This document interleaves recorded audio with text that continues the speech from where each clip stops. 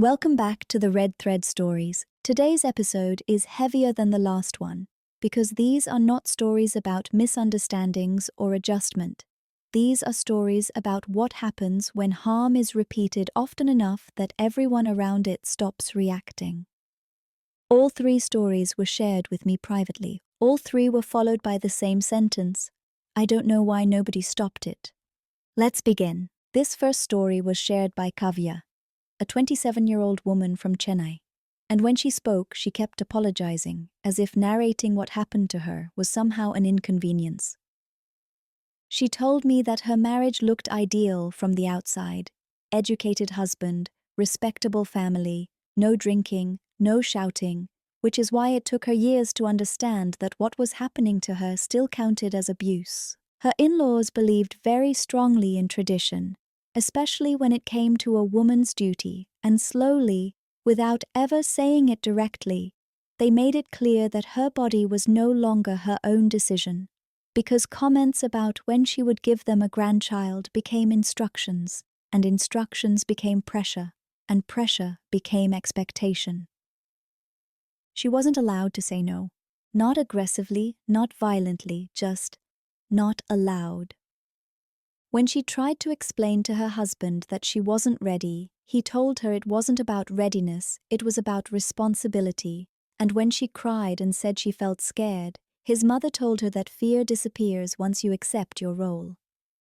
Sex became something she endured, not because her husband was cruel, but because refusal was treated as rebellion, and rebellion had consequences, like silence, withdrawal, and constant reminders that she was failing as a wife.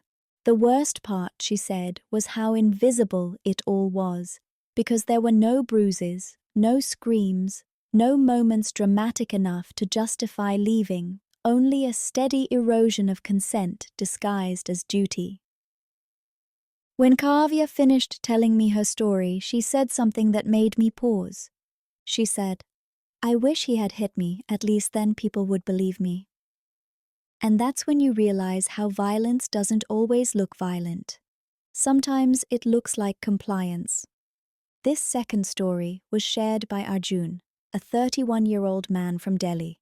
And unlike most people who write in detail, he wrote only 2 lines at first, asking if men's stories were even allowed here. He told me that when he was 13, a relative who stayed with them for a few months started touching him at night, always carefully, always briefly, and always with the confidence of someone who knew they would never be questioned. When Arjun finally told his mother, she didn't shout or panic, she just told him to forget it, because talking about it would destroy the family. And besides, boys are strong, these things don't affect them the same way. No one asked him how long it had been happening. No one asked him if it had stopped. As he grew older, the abuse became something he carried silently, shaping how he saw intimacy, trust, and his own body. And every time he struggled, he was told to be tougher, to man up, to stop being sensitive. What hurt the most wasn't just what happened to him, but how easily it was erased, because society has no language for male pain unless it's physical or heroic. He told me that even now, years later, he still wonders if it was really abuse, because no one ever treated it like it was. If Kavya's story was about consent being taken away quietly, and Arjun's was about pain being ignored completely, the last story is about what happens when abuse is protected openly. Not hidden, protected. This final story was shared by Saba, a woman from the outskirts of Lucknow, and when she spoke, she didn't cry. She sounded tired in a way that comes only after surviving something you weren't supposed to survive. She told me that the violence in her marriage didn't begin suddenly. It started with restrictions, then insults, then slaps framed as correction, and eventually became something everyone in the house knew about but chose not to interfere with. Her in-laws believed discipline was necessary, especially for a woman who asked too many questions. And her husband believed that what happened inside the house should never leave it, which meant that when his mother beat her, he looked away, and when his father threatened her, he stayed silent. Neighbors heard shouting often, but no one intervened because it wasn't considered their place, and when she once ran outside bleeding, She was pushed back inside by someone who told her these matters should be handled privately.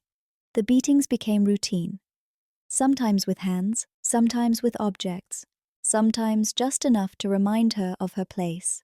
She was pregnant when one beating went too far. She lost the child. The family told everyone it was an accident. When she tried to go to the police, she was told to bring her husband with her, because complaints from wives alone were treated as emotional exaggeration. She went back. Months later, during another argument, she was pushed down the stairs. This time, neighbors heard silence instead of shouting. She survived, but her spine didn't heal the same way. The family still tells people she's clumsy. And what makes this story unbearable isn't just the violence. It's the fact that everyone knew, and nobody stopped it. We're taught that abuse is obvious, loud, and impossible to miss. But most of the time, it survives because it looks ordinary, because it's wrapped in tradition, respect, and silence.